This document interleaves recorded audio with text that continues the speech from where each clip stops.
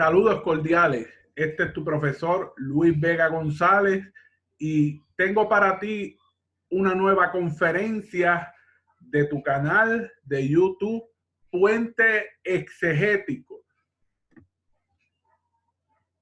Nuestra conferencia o esta cápsula exegética la hemos titulado Retos para el intérprete bíblico. Retos para el intérprete bíblico. Sumamente importante es que te suscribas a nuestro canal, toques la campana para que cada vez que bajemos contenido puedas saber que hay algo nuevo que te vamos a estar explicando. ¿Qué retos tiene el intérprete bíblico? ¿Qué retos tiene aquel que se acerca a las Sagradas Escrituras? Sumamente importante que podamos entender estos retos. Primero, la distancia. La Biblia se escribió hace miles de años atrás. La distancia siempre es un factor importante a la hora de interpretar las Sagradas Escrituras. Número dos, lingüístico, la lingüística o el lenguaje. Nuestras Sagradas Escrituras fueron escritas en hebreo, arameo y griego. No fueron escritas en español. Por lo tanto, en la traducción se puede perder significado. Así que los aspectos literarios son sumamente vitales a la hora de interpretar las Sagradas Escrituras. La historia. Estos aspectos históricos son sumamente vitales e importantes a la hora de interpretar las Sagradas Escrituras, ya que la Biblia se escribió en otro mundo, en otro contexto histórico diferente al de nosotros, con unas particularidades peculiares, pero que hoy en día, con las diferentes investigaciones que han habido a nivel sociológico, a nivel arqueológico, a nivel geográfico, podemos ubicar ese texto bíblico en un espacio histórico para que podamos entender hoy qué fue lo que quiso decir de primera mano el autor que escribió ese texto bíblico. Así que es sumamente importante ese aspecto histórico, pero que a la vez es un reto para aquellos que interpretamos las Sagradas Escrituras. Otro aspecto sumamente vital es el social. La Biblia se escribió en un mundo social diferente al nuestro. Así que ese espacio social es sumamente vital para que podamos entender las Sagradas Escrituras. Si no entendemos la sociedad del primer siglo, no podremos entender el mensaje cristiano. No hay forma que podamos entender ese mensaje si no nos ubicamos en ese pasado, en ese ayer. Así que eso es parte de los retos que tenemos como intérprete de las Sagradas Escrituras.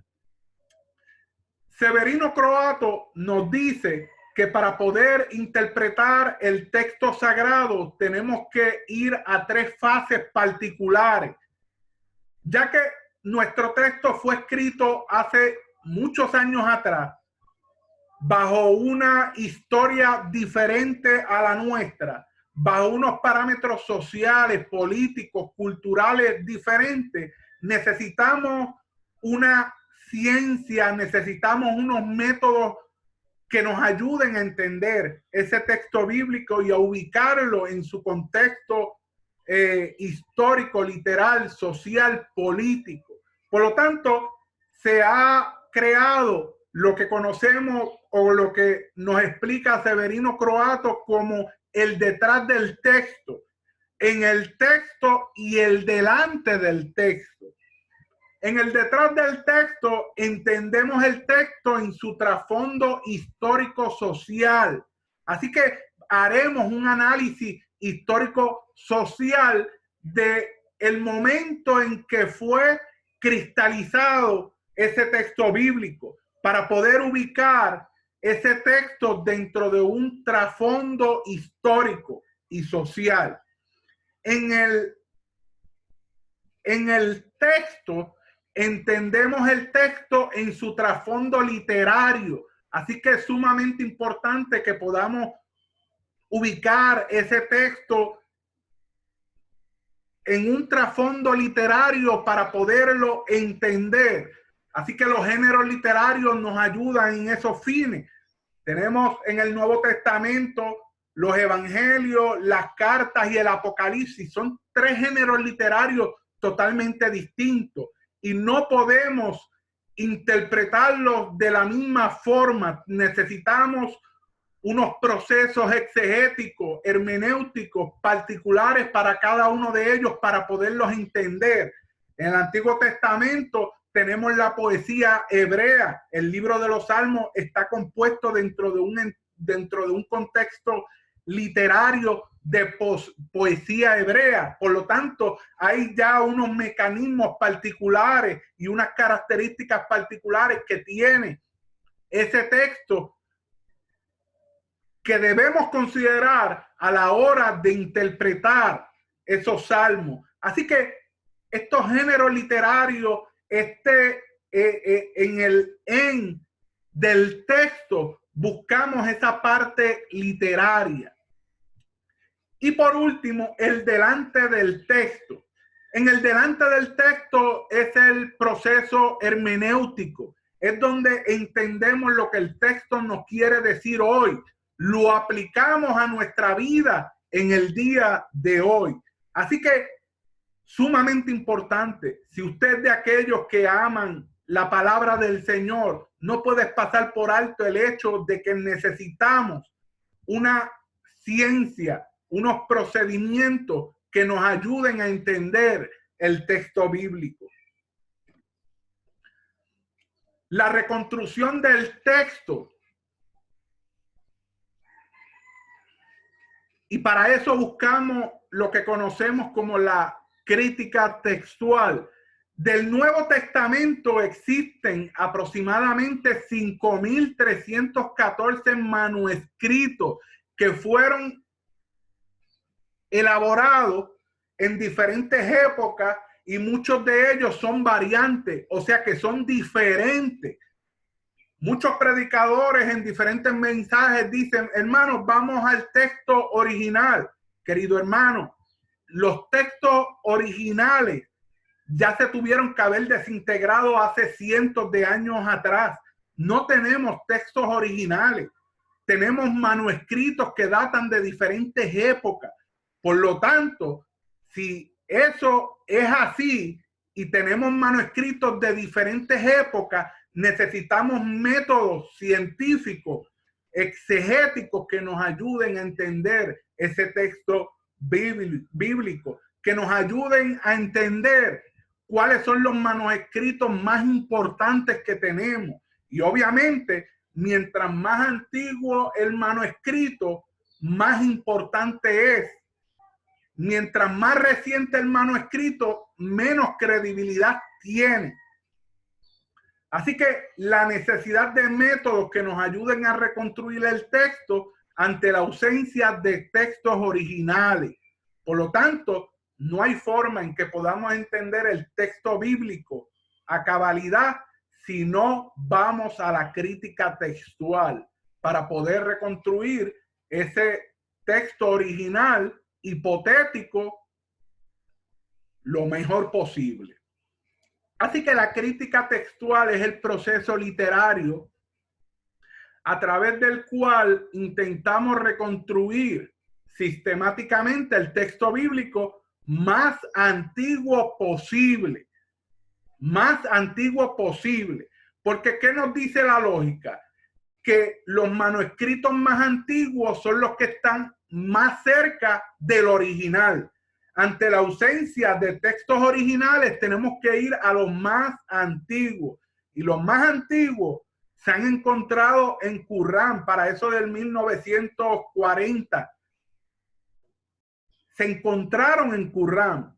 Esos son los textos más antiguos que tenemos disponibles a la mano. ¿Y qué han hecho los investigadores? Se han sentado a compararlos unos con otros. ¿Y quiénes tienen prioridad? Los textos más antiguos y los que están en mayúscula porque son los más antiguos que tenemos.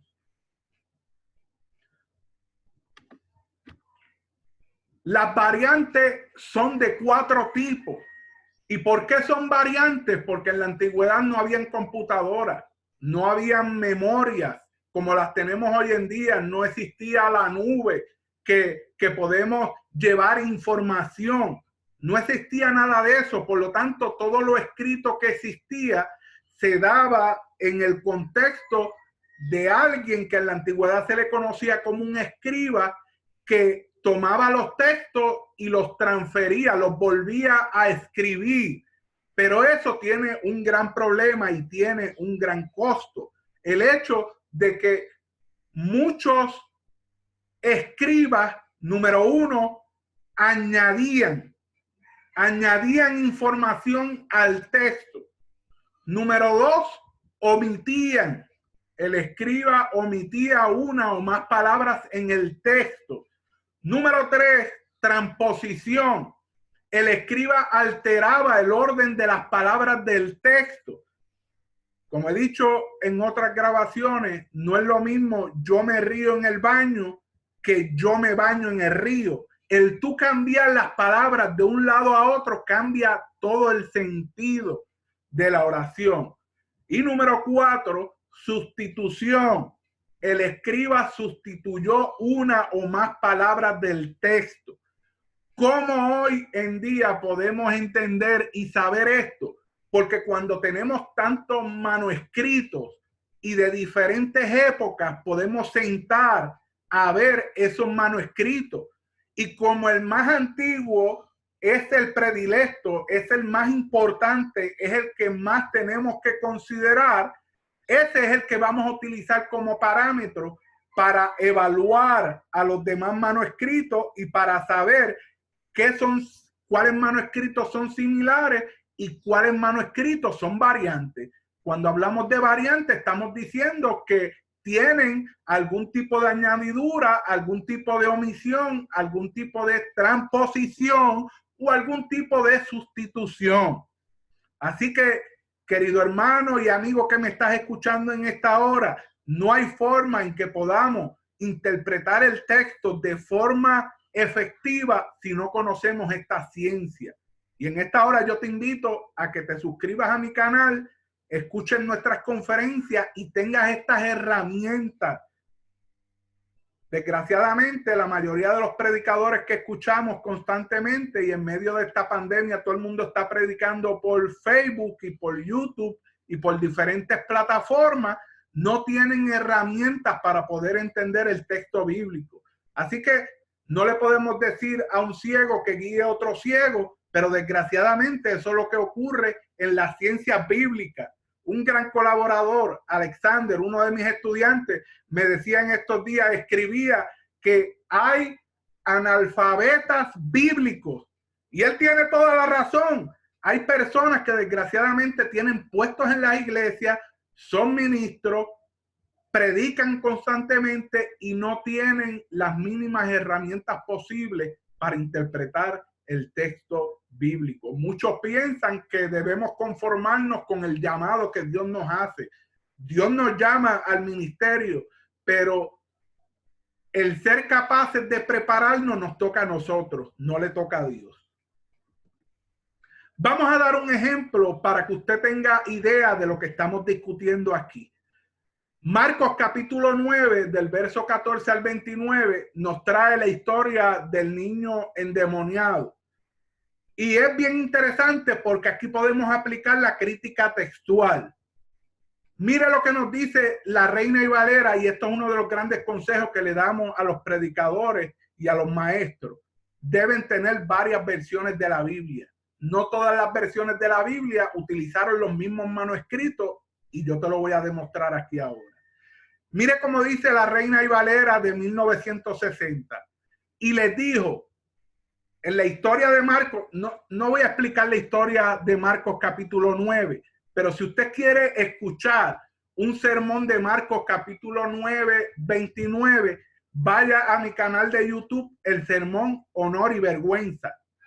Ahí explicamos el contexto histórico, social de Marcos capítulo 9, verso del 14 al 29, la historia del niño epiléptico o el niño endemoniado. En esa historia te resumo toda la cuestión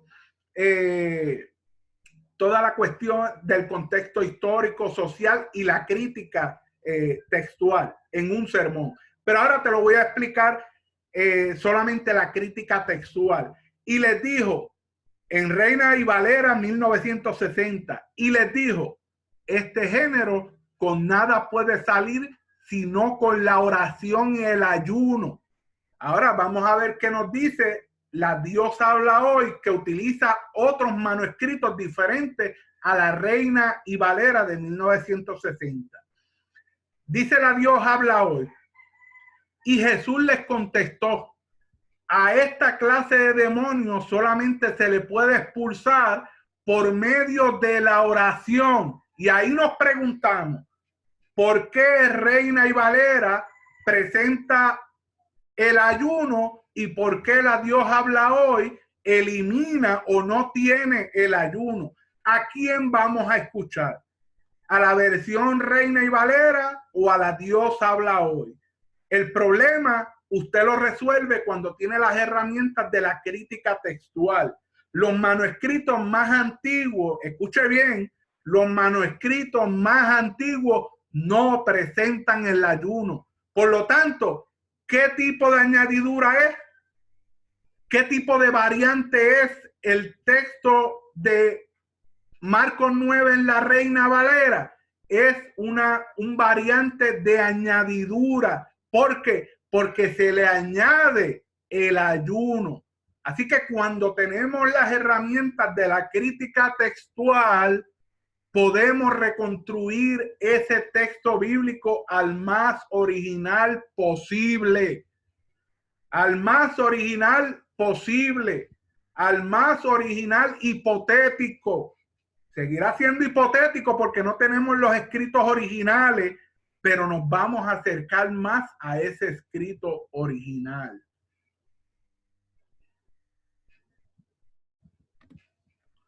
Querido hermano, querida hermana, no hay forma en que entendamos el texto bíblico si no vamos a ese contexto, si no vamos a esa sociedad, si no vamos a ese espacio literario.